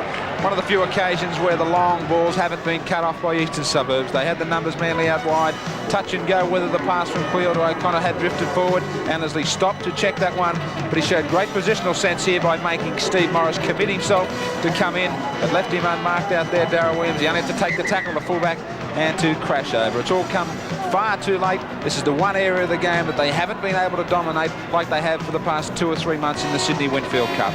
Their advantage lays out wide, but today the centre combinations of David Smith and Tony Melrose has been there to cut off the attacking raids like that. Michael O'Connor hasn't had the luxury of room to move like this in the dying moments of the game, and Darryl Williams did his best there just to take that tackle and finish off the try for Manly.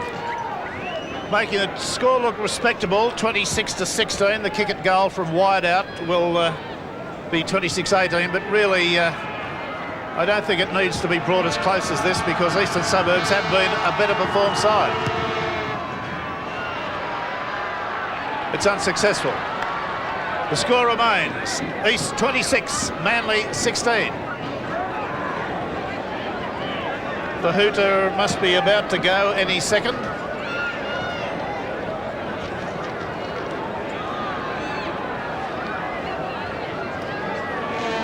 Yes, there's some weary lads there. Some of them have done very well. Danny Shepherd in particular has had a fine game sitting in the front.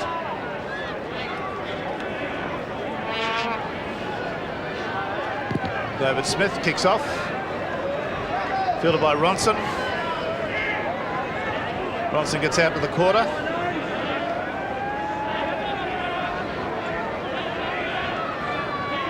Way to Shearer.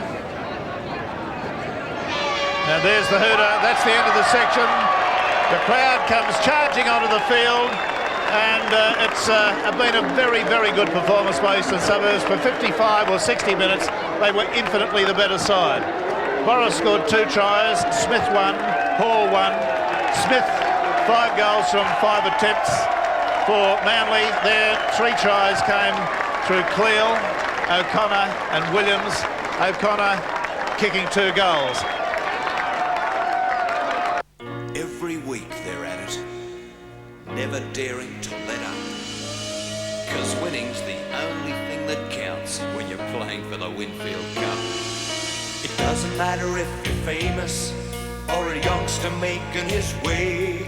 There's only one thing that matters, and that's how well you play. That's what the big game's all about. Giving it the best you can. Always being a leader, never bowing to any man. Giving it all you know, giving it your best shot. Making every step a winner, proving what it takes you got. Every week they're at it, giving it their all. But who will it be this year to collect the greatest prize of all? A couple of other matches with some real importance still on semi-final positions were played last Sunday. Let's take a look at all the highlights. And with the Bulldogs barking at the right time of the year, it threw extra pressure on the Raiders, who needed victory over last year's premiers Parramatta. And the Canterbury boys seem well at home at Seaford Oval, capitalising on an Eels error in the first half to draw first blood. The try scorer was Ashley Gilbert. However, it didn't take long for the Eels' fight back, proving they can be a real nuisance to the top teams in the weeks to come. After tries by Krankovitz and John Muggleton, the Eels held an 8-4 lead at the break. The Raiders were desperate, but Parramatta's defence held strong. And they went on with the job in the second half to win by 20 points to 4, causing their second upset in 2 weeks. As the Eels continue on their merry way, only the pride of victory was at stake at North Sydney Oval as the lowly placed Bears and Panthers showed their claws. 3 penalties gave the Panthers an early lead, a lead that was increased when John Cartwright cleverly put Joe Vitanza into open spaces. Norths bounced back though, even if it was off a Penrith error. The newly promoted Kevin Marr cleverly played the ball on for Freddie Teasdale, who couldn't believe his luck. Penrith enjoyed their 10-6 lead until well into the second half. However, a deft pass from John Doherty sent Marr on a long run upfield before he drew French inside for the try to put the Bears in front for the first time in the match. Norths were lucky to scrape home. John Doherty's neat drop goal gave them a 3-point winning margin.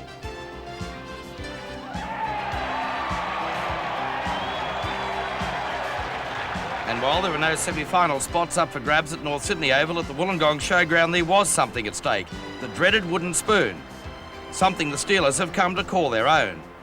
It was obvious Illawarra would have no regrets losing the least appreciated trophy in the league and set about kicking clear of the cellar-dweller tag with a top try, Greg Mackey handling twice before Chris Whittle crossed wide out.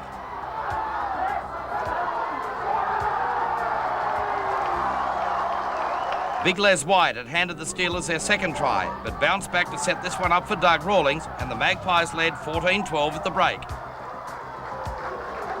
But the Steelers kept West scoreless in the second half, running out winners by 24 points to 14 to kick 4 points clear of the bottom place Western Suburbs.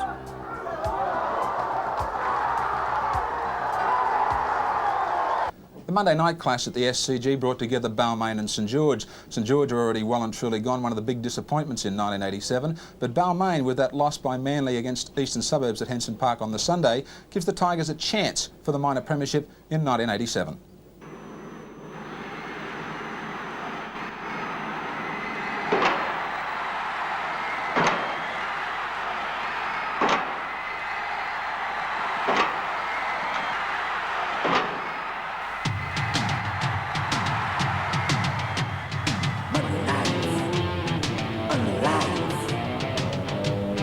Monday night football. Monday night under lights. Monday night football.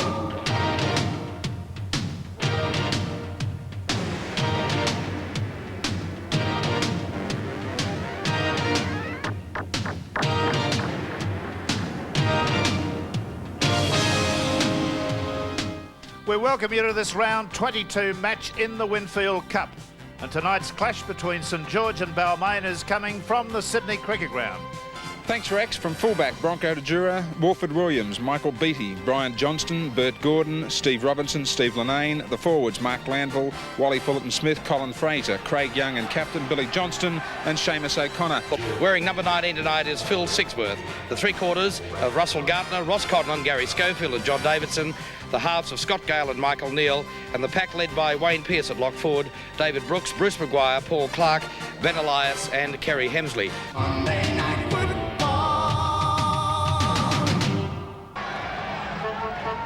Bronco Jura going to kick off.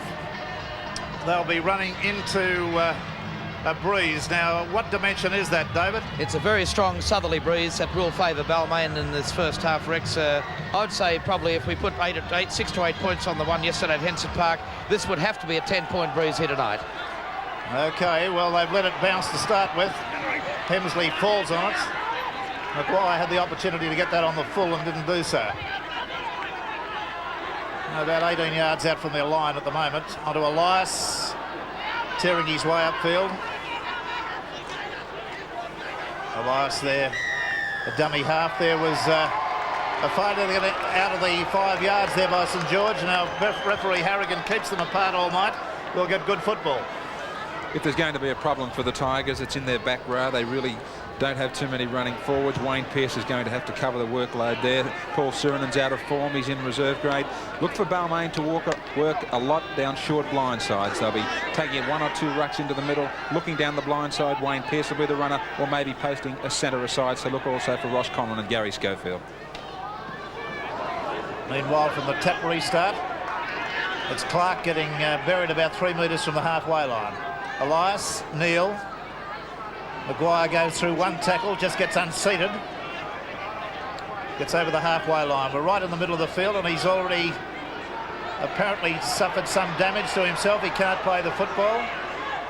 He's going to, Mr. Harrigan's going to direct somebody to play it for him. Well, he's lying there rolling around in pain at the moment, but this is what the rules are. Out to Clark. Clark surges straight at the St George lot. Elias, Gale getting that kicking game going. Ball probably going to the in-goal area at will. Gordon's got it. He's a fleet-footed winger. Comes out in about 4 metres. Bronco Jura at dummy half. Little Williams can be a very elusive runner. Beattie runs a few yards from dummy half. Johnson, Craig Young. Oi, strong stuff there. Hemsley took him high. And now the referee's going to call a stoppage of play because they're back where the injury to Maguire has taken place. And the story is, David? I've just been speaking to the Balmain doctor, Dr. David Clifford. He's just informed me that Maguire, in fact, has very badly torn rib cartilage. At this stage, they're unprepared to move him. So I'd say that probably the stretcher will come out there. The stretcher has been called for, Rex. Yes, Brian Johnson's seen there is flying out with the State of Origin team tomorrow, playing for New South Wales against Queensland in LA, given a special dispensation to play tonight.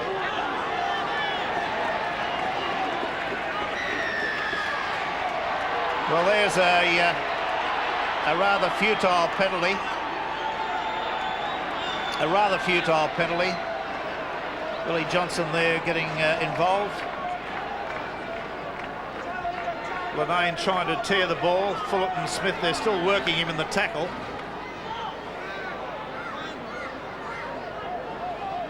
And at that point, it all should have come clear, but no, it didn't.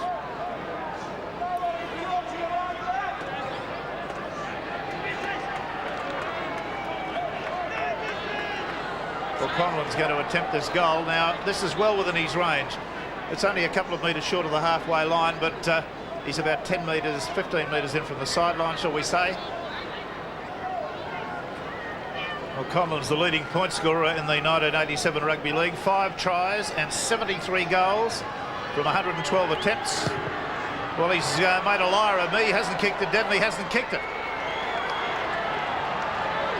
Bert Gordon comes away with a good run that brings him out to the quarter line. That was a very tentative sort of a kick. Didn't seem to get a good strike on it at all. Craig Young off the edge of the ruck. Made a bit of a bust. That's a good pass. Oh, and he got a pass away at the end of it. It's gone to ground and Balmain are up with it. Brooks has played it away to Elias. Out to Gale. I think Elias probably went the wrong way then. To the right was the way to go. Easy to sit up in the commentary position and make a statement like that, but that's where the opposition weren't. And mauling the player in the tackle, holding down from Craig Young, who looks very disgusted at the whole business, but that's the way the rules are, and they're being played in Sydney under that rule at present. Well, Benny's certainly attracting them like flies tonight. And whilst he was unfortunate that first attempted goal, Ross Conlon, this is well within his range on this occasion, and you just can't give a man like this too many attempts at goal. Right, about 3 metres outside the quarter, about 15 metres in from the sideline. The flags on top of the poles there at the end of the ground tell us that it's coming downfield almost straight. Well, he's pushed it way to the right and failed to kick it dead again.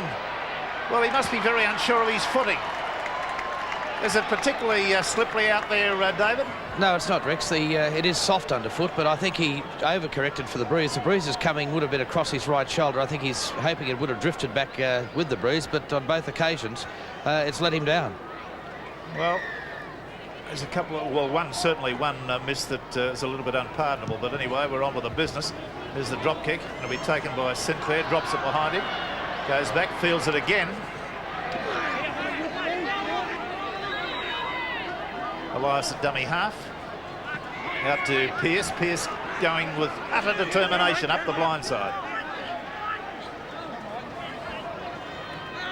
Elias, Neil, Conlon. Onto Brooks, who runs straight into a gap. Looks for support. Was just about to try to get a pass away there when he was unseated by Brian Johnston. Schofield. Neil. Away to Sinclair. Quick play the ball here and they move it right. Clark goes hard right. Gets to within about 9 metres of the line. Elias, Neil, the run-around move. Beautiful pass there to Pearce. He got the pass away there to a support player, and the player Sigsworth has lost the football. That's the turnover there for St George on the 6th tackle. A good move by Balmain in searching. They're starting to work that short blind side. They just run one out to the short blind, then set up their open side. And they're starting to hit around the 5-8 area. 1 and 2 passes out on the ruck with some dummy runners. Excellent play. Back to the quarter line comes St George. And there is a penalty against Balmain. The double markers not standing directly behind each other. Johnson, Wilfred Williams. Oh, he's given himself up there. There's a penalty to Balmain. Ran behind one of his own players and immediately gave himself up. Just watch it again and see. Well, he definitely gave himself up there, but I just do doubt, in fact, if he really did interfere with any defence. He stopped. He was going nowhere. No, he need do nothing except aim directly at the goal with this one. That's exactly what he's done. He's got the points. Balmain 2, St George 0. Johnson, Lanane, Robinson. Johnson coming through straight and hard, made the bust early, got picked up by the cover. It's only about 14 metres out now. Lanane, Glanville. Collins the tackler and can't seem to let him go. Johnson runs from dummy half, finds a bit of a gap to run into. He's only about 7 metres out. Up the blind side they go. Glanville steps. Evaded one tackle. Lanane. Little kick forward. He didn't need to do that, I didn't think. Lanane has scored. Robinson has scored, rather. It's an astonishing try. I believe that he was in the clear. He pivoted and came back, and I believe he was in the clear. I don't believe he needed to kick. See it again. The Balmain defence back on the inside is to blame here. Robinson looked outside. He had nowhere to go. No one covering on the inside. Sinclair was in his way. He had to just do a little chip through. Nobody was in the in-goal area. This defence on the inside, not moving up and covering across on the inside. There's the gap you can see in front of you there. All of a sudden, Bruce Sinclair says, I better get there. Far too late. He couldn't trouble him. Robinson just chipped ahead. Nobody in the in-goal area. And Balmain a real shock and back on their heels. You'll see an even better view of this defence just knocking off on the inside of the ruck. They certainly did their job outside, but that inside line should have been up there in the same level, cutting off any chance of coming back the other way. But good clear thinking from the 5'8", Steve Robinson. Steve Robinson, formerly with the Penrith club, has been an up-and-down player for St George. He was bought as the answer to their 5'8" problems. Bronco Dura will take the kick. Piloted that over very well, so the score now remains St George 6, Balmain 2. Balmain 2. Sigsworth. Schofield, not been very involved, Schofield, only touched the ball a couple of times in the opening stanza. Clark. Some of the Balmain players need to up their work rates a little bit. Neil, Conlon, beautiful pass. Oh, he's been decked hard there by Johnson. Sigsworth, the ball came to him, but he was hit at exactly the moment. He's still down on his hands and knees, but Robinson's in possession for the St George side. Lanane changes direction, out to Dura. Dura looking for Lanane again. He's got it to Johnson. Johnson going straight and hard. He's going to score. It's a beautiful try to Brian Johnston. Really showed his pace there. This fella's one of the most professional backs in Sydney Rugby League. He and Beattie. See it again. Well, I had my eyes on Phil Sigsworth looking at him after taking that heavy knock. He had moved across to the left-hand side of the field. St George switched play straight across back over onto their left-hand side of the ruck. And I thought Sigsworth was out of position. Michael Neal tried to get across in cover defence. Sigsworth was caught back on the other side of the ruck, well out of position. The change of play worked perfectly. They caught them out in numbers fashion out wide and too much pace. And Sigsworth, as I say, just coming into picture now after trying to make that yardage up from back on the other side of the ruck. But this man's special dispensation to play for St George tonight and then catch up with the New South Wales team in Los Angeles, and that's the bonus for them in this first half. Brian Johnston, 28 years of age, sales rep, joined St George in 1980. Dunedoo he came from, his 11th try for 1987 season.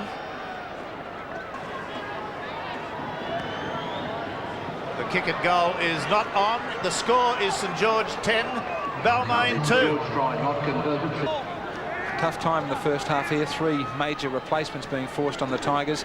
That's enough to turn anybody into being certainly running against the odds in the second half. They just got to start to continue to work it away in the forwards. A lot of work from Paul Clark and Hemsley. That's the way to go about it. Hemsley, good delivery of the ball to Neil then on the run around. Clark gets it to Elias, throws the dummy, goes straight through. It looks like a try. It's Schofield. That couldn't have come at a better time for the Tigers. Top class stuff from Benny Elias. Just what the doctor ordered. See it again. Nothing fancy. Full credit to both the front rowers. They just started to work the ball in close, just take it up. Solid play, nothing too fancy, as I say. Benny Elias was the one that really did start to have a crack. Great dummy there from Elias. That's really his trademark in the world of Sydney Rugby League. But he had to start getting himself involved in this game out of that dummy half area. They weren't finding the breaks out wide. Schofield can really sniff a try out. The defence, well, it really did open up the gap there for Benny Elias, and players should know not to fall for the dummy. They should be looking for it from him all the time. Schofield had overrun him, but he was very quick to get back onside. There he is screaming for the ball. Great positional play from the English international. Well, that redeems the situation slightly. Bill Anderson will have walked away from the gap after that. He'll be back watching the action. Conlon will be kicking now from a metre inside the right-hand touchline and a metre out from the quarter line. There's only 29, 28, 27 seconds now left in this first half. Conlon. He's kicked a goal. That's an astonishing kick, and that will just about take us out. We've only got 12 seconds now before half-time, so the score has been reduced. St George 10, Balmain 8.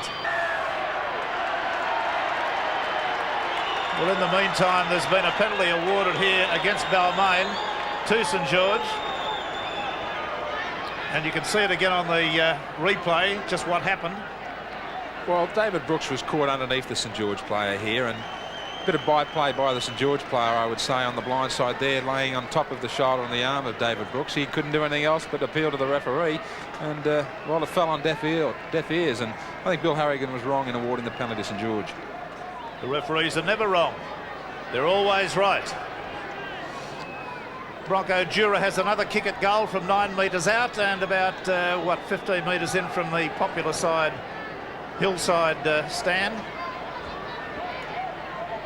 I'm not terribly sure about Bronco's goal kicking. He does kick a lot of goals. I've seen him miss a lot of goals. Billy Nope playing in number 23. There's Bronco Dura. He's kicked that one, no doubt in the wide world about it. So there's the scoreline that says St George 12, Balmain 8. You never fight when you've got possession, son. Davies is the transgressor. Hemsley away to Neil. Swinging your arms, throwing punches with one hand is just not on. Elias. Conlon. Schofield. Beautifully to Pearce. Back inside. Magically handled by Sigsworth. Sigsworth going strongly for the line. Is taken out of it and takes the cameraman out of it too.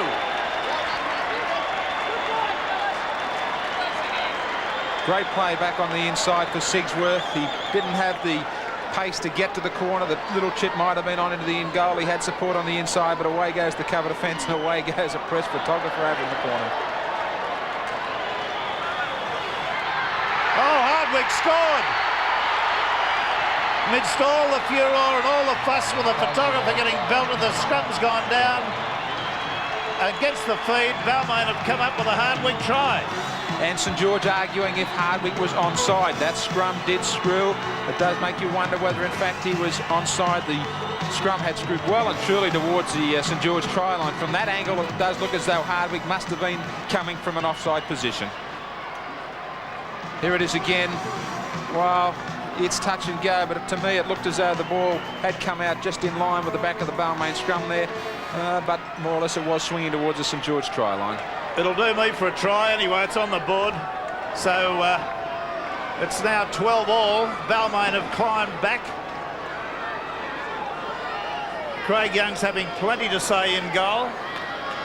Conlon's got a kick that can put them in front. And it's all hotting up here with only about 19 and a half minutes to go.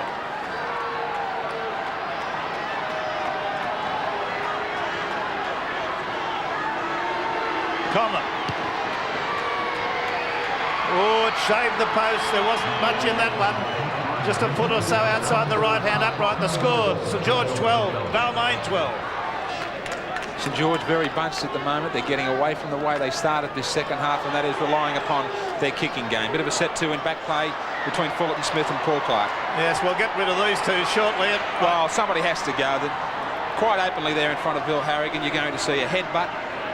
Something has to be done. Happened right in front of him. Now the headbutt didn't land, but it was certainly thrown with some distance.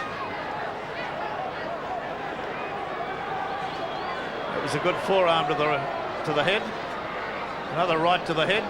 He's come out of this pretty well, Clark. Well, if it goes right, it's duration right to the end here. You'll see the headbutt coming from Fullerton Smith. It's another right.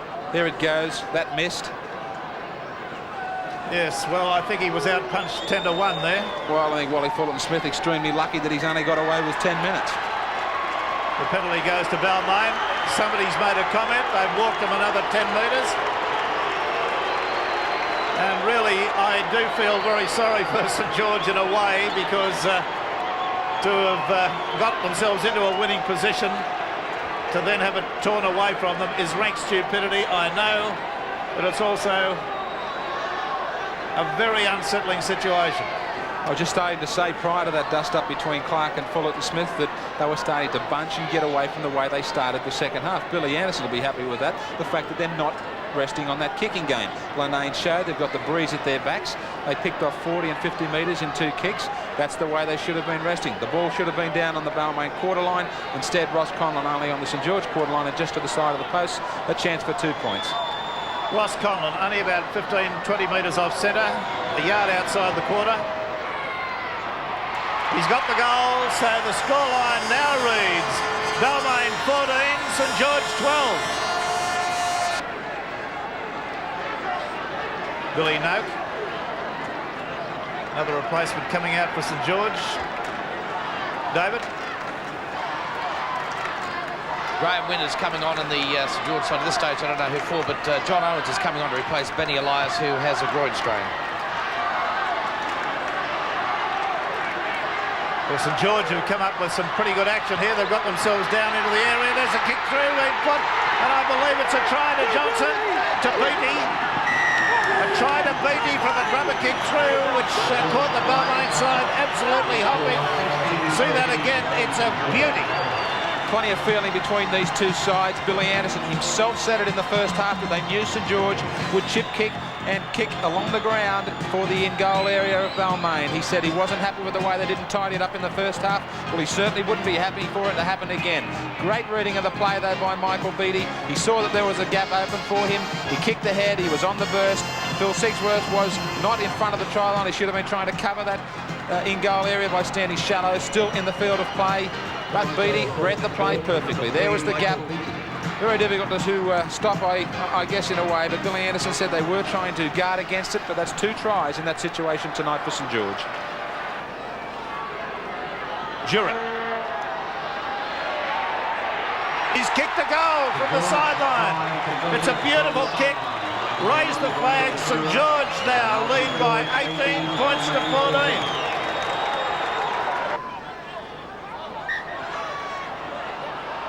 George doing their best here to try and screw this scrum towards the open side of play, which sets up the mouth of the feed for the scrum to Billy Johnson to give him a clear view.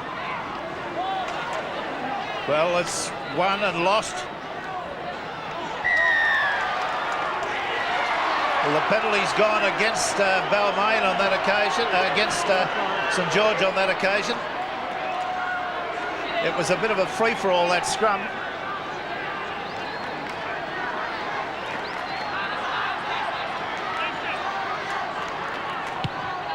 About 3.5 minutes to go by our time. 18 points to 14. Balmain with a penalty have got 6 tackles within 30 metres of the line. Davies.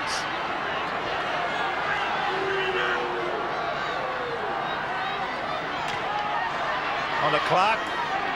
Craig Young hurls himself at him. Owens at dummy half. Neal. Conlon. Sigsworth. Just about 15 metres out from the line. Conlon. And to Wayne Pearce trying to come on the fly. About 13 metres out. They're going cross-field. They're not making ground. Conlon. Schofield. Gale. Neal. Knocked to the ground. Last tackle coming up. Owens. Gale. The charge is on. Jura takes it beautifully and lands in the field of play. He's been certainly safe under pressure all night long. A wicket-keeper by trade in the summer season with Peterson, Marrickville, Bronco de Jura. Great hands he does have. And that on that occasion, the Balmain boys going for the ball and not for the man, and he came up with play the ball still in the field of play. Well, tense last seconds of this game, ticking away. Wynn trying to make a bust through the ruck. Nobody in the St George side should do anything at the moment to transgress the rules or give a bad pass. It's the last tackle. They want to get it the hell out of there, down the other end of the paddock. And Balmain have got to come up with a good chase and pressure on the kicker. Well, Balmain's kick is not a very effective one. It only goes about 30 metres. Davies back inside the Schofield, who's tackled but not put out. Davies, Conlon, Neal. Works his way back to the blind. Inside again to Davies. It's a net loss of ground there. Pearce. Schofield trying to suck somebody to him to put one of his teammates into a gap, but they wouldn't fall for it. Conlon. Sigsworth to Pearce. They've just got inside the quarter. A couple of tackles to go. Schofield. They'd overrun him. Conlon to Schofield. Thought it was touched in flight. Last tackle. That pass looked forward to Sigsworth. It was. The referee has seen it. And that will be just about the end of the section. Time is up. We're playing into the last despairing seconds of the game. That was good defence by St George too. They maintained a straight line on both sides of the ruck every time Balmain wanted to switch the play. Well, this should wrap the game up now, but that defence in the last 2 or 3 minutes, they did maintain that straight line of defence. Argue all you like, Wayne, but it looks as though it's gone now, and they just made Balmain force the error there, and they come up with the ball. We are in injury time at the moment. Concentration and enthusiasm were going to be 2 big hurdles for St George as they started the game. It's been a bad year for them, but they've managed to lift themselves in this second half, and that winner's bonus check, I guess, smells nice and sweet to them tonight. There haven't been too many of them in 1987. Well, Beattie has taken the kick. It's only got about 5 metres. It'll be a very steady possession of play now until the hooter goes. Fullerton Smith runs straight ahead. And there's the hooter, and St George have defeated Balmain by 18 points to 14. Roy Masters, he of the cap, walks from the field, a jubilant coach, I would think. Robinson, Johnston, Beattie were scorers of tries. Dura 3 goals, 18 points to St George. Balmain, Schofield and Hardwick were the scorer of tries. Conlon 3 goals, 18-14. Some all-important games coming up for you next weekend. Let's take a look at those clashes right now. Penrith and St George, Western Norse, Parramatta, Illawarra. Big one for the Canberra Raiders up against Manly, Canterbury and East. That could very well decide one of those teams taking their place in the top 3 in 87. South and Cronulla also important, and Balmain with the all-important bye. It's been a big weekend, a weekend of real upsets in the Winfield Cup for 1987. I trust you've enjoyed all the action. I'm Graeme Hughes. Until next time, goodbye for now.